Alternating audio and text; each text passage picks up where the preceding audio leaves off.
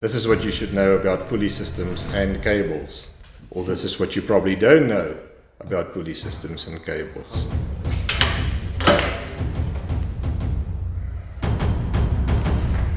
I thought you said this is heavy. But it looks heavy. Why does it sometimes feel so light on some machines but heavy on other machines? Sean, that's a very interesting observation.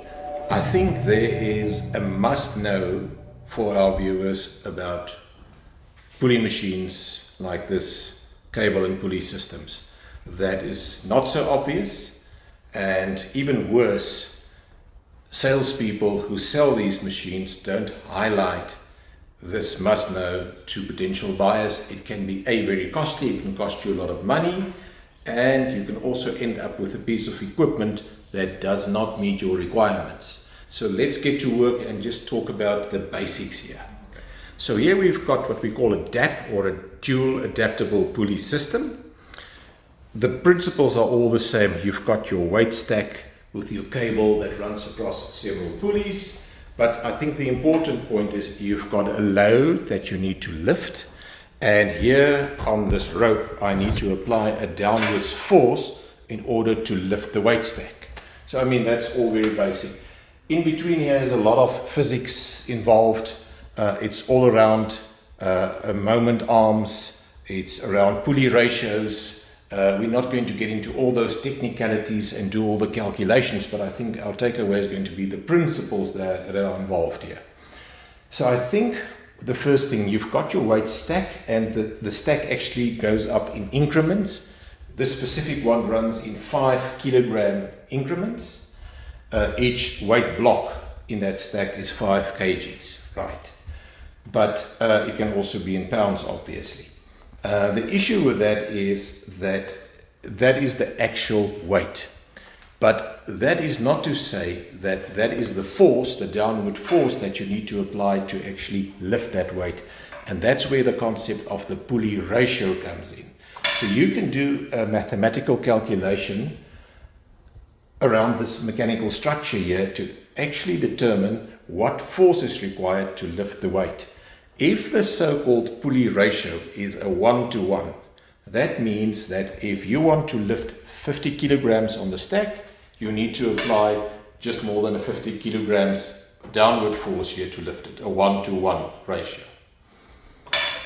That said, however, you can have a machine like this specific one that is a 1-to-2 ratio. What does that mean? That means it in effect cuts the weight in half. That means I get what we call a mechanical advantage using the pulley system, and I need less downward force here to move the weight than the actual weight itself. So it's 50 kgs. In this case, I only need to apply a 25 kilogram downwards force to lift that weight stack.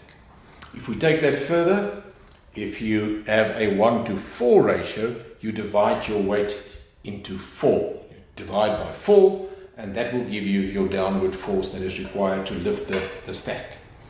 And that is a crucial piece of information that, disappointingly so, people don't mention, vendors don't mention that in their specifications if they advertise the machine.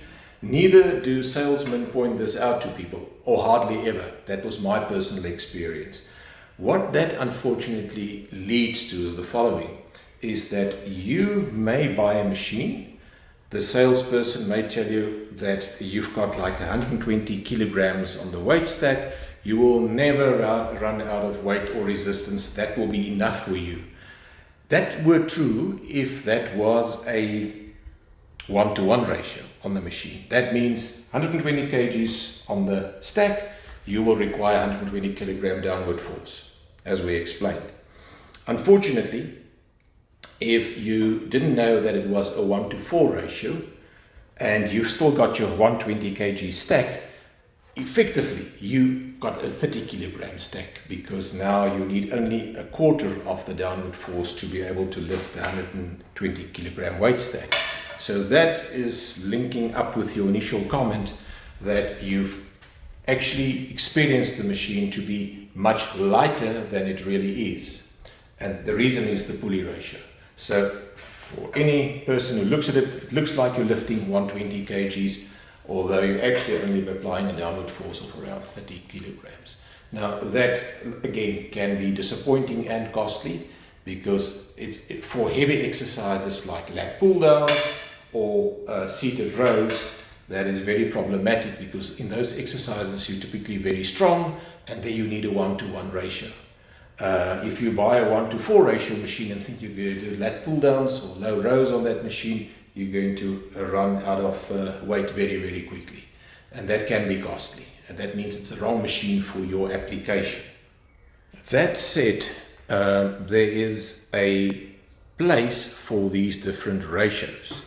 For example, if your goal is to do strength work or hypertrophy work and you are a strong person, that would lean itself towards a 1-to-1 ratio, because you need that resistance. There are some exercises though where maybe a 1-to-2 ratio, where you've got the mechanical advantage, is beneficial. And then even with a 1-to-4 ratio, there are certain use cases that a 1-to-4 ratio will be most applicable to. A further point to mention is also the cable travel and the distance that you can move away out of the machine. There's also a difference in terms of that when it comes to 1-to-1 to a 1-to-4 ratio. Typically with a 1-to-4 ratio, it's also the same ratio in terms of the length of the cable. You can move further away, 4 times further away out of the machine than with a 1-to-1 ratio.